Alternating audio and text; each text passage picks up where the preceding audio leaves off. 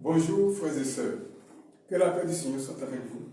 Je suis le pasteur Raoul Osport et nous allons aborder un thème très important ce matin, très intéressant. Le thème c'est le nom de Jésus, la puissance qui terrasse les esprits méchants. Prions ensemble le Seigneur. Dieu Tout-Puissant éternel, merci pour ta parole. Que ta parole, Seigneur Dieu Tout-Puissant, guérisse les cœurs dans le monde entier. Que ton peuple soit édifié.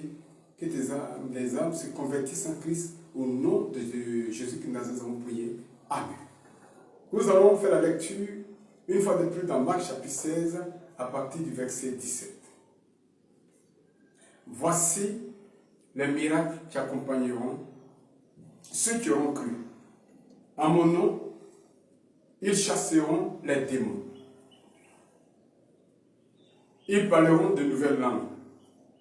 Ils saisiront des serpents. S'ils boivent quelque breuvage mortel, il ne leur fera point de mal. Ils imposeront les mains aux malades et les malades seront guéris. Ce qui est merveilleux dans cette lecture, vous voyez, c'est le Seigneur ici nous parle au futur. Ça veut dire que tout ce dont il parle, toutes ces promesses, ces choses extraordinaires qui vont accompagner son Église, il a dit à mon nom, ils feront ceci, ils feront cela. Ça veut dire quoi? Ce n'est pas limité dans le temps comme certains le pensent.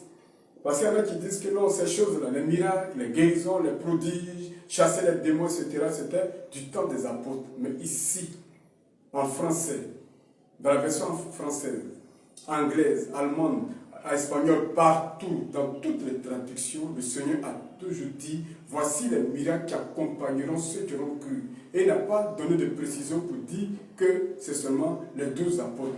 D'ailleurs même, dans Actes chapitre 2, quand le Saint-Esprit est descendu au jour de la Pentecôte sur les disciples étaient 120. Et après, dans le temps, ils se sont multipliés. Donc c'est une histoire de génération en génération, car dans Hébreux, chapitre 13, verset 8, la Bible dit quoi? Jésus-Christ est le même hier, aujourd'hui et éternellement. Et Dieu a dit dans Joël 2, 28, dans les derniers temps, dit Dieu, je répandrai de mon esprit sur toute chair. Donc c'est très important. Frères et sœurs, je vais commencer par un témoignage. J'étais quelque part à l'intérieur du pays. Dieu faisait des choses extraordinaires. De telle sorte que les gens du village, vous voyez où j'étais, disaient aux fidèles, aux chrétiens, vous ne savez pas que le pasteur vous blague? Vous savez ce qu'il a comme puissance dans sa chambre? Est-ce que vous savez ce qu'il a au rein? Etc. Or, la chambre où je dormais, c'est un studio. Bon, c'est une maman du village même dont la fille